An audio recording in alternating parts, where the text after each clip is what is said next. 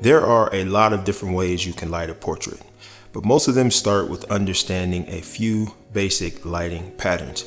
Now, in this series, I'm breaking down the most common portrait lighting patterns and showing you how to create each one, what it does to the face, and when you might want to use it.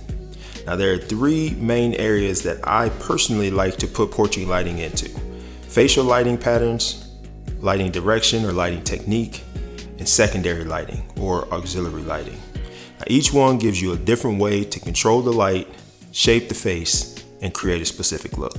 In this video, we're going to be talking about flat lighting. Now, flat lighting, as the name implies, is light that is flat, and the flat comes from not really having any shadow on the face. Now, there definitely are times where this type of lighting pattern makes sense, but there's also times when you don't really want to use this because the light is relatively boring, hence the name flat. So with that being said, let me show you how to get flat lighting, and then we'll talk about some times or instances where you might want to use flat lighting.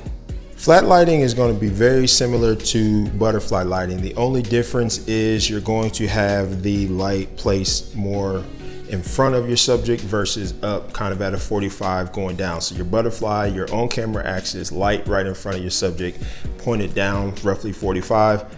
To get your flat lighting, you're simply going to keep it in the same position. You're just going to bring that light down more.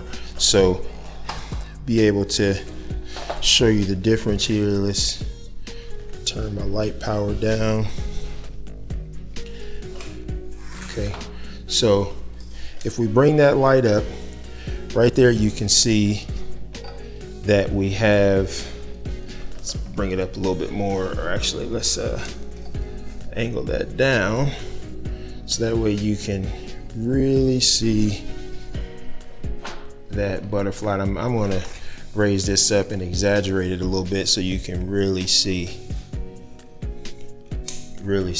that that butterfly. So right now we have that shadow underneath, so we're in a butterfly position.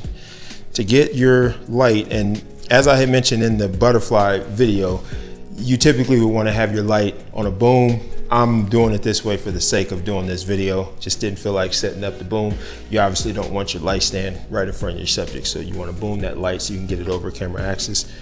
But if I start to bring this light down, if you pay attention to that shadow underneath the nose, you'll notice as I bring that light down, it goes away, and now we're in a flat light position right there. So simply raising it up to get that shadow, that gives us our butterfly.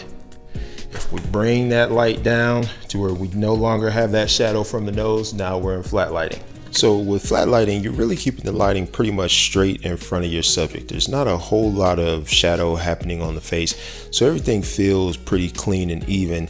This is something I might use for a headshot, a beauty shot, even something commercial where I want the person to look bright and approachable. Think like a realtor's headshot, a skincare campaign, or somebody who needs a clean photo for their website.